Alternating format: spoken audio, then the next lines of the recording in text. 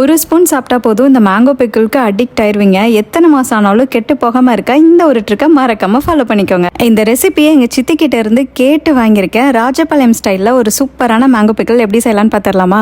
மாங்காய் எப்போதும் சூஸ் பண்ணும்போது இந்த மாதிரி கிளிமூக்கு மாங்காய் ஊறுகாய்க்கு சூஸ் பண்ணுங்க. அப்பதான் ஊறுகாய் இன்னும் நல்லாவே வரும். இதுல உள்ள சீட்ஸ்லாம் நீக்கிட்டு உங்களுக்கு எந்த ஷேப்ல வேணுமோ அதே சைஸ்ல கட் பண்ணி எடுத்துக்கோங்க. இப்போ இதுக்கு மெஷர்மெண்ட் ரொம்பவே முக்கியம். பேக்கிங்க்கு எப்படி மெஷர்மெண்ட் முக்கியமோ பிக்கிள்ஸ்க்கும் அதே மாதிரி தான். 4 உலக்கு மாங்காய்க்கு 1 உலக்கு உப்பு சேர்த்துக்கணும். மாங்காவை மெஷர் பண்றதுக்கு 400 கிராமும் உப்பு மெஷர் பண்றதுக்கு 200 கிராம் நான் யூஸ் பண்ணியிருக்கேன். வாளில உப்பு போட்டு மிக்ஸ் பண்ணாம அப்படி 3 days ரெஸ்ட் விட்டுருங்க. க்ளோஸ் பண்ணிருங்க.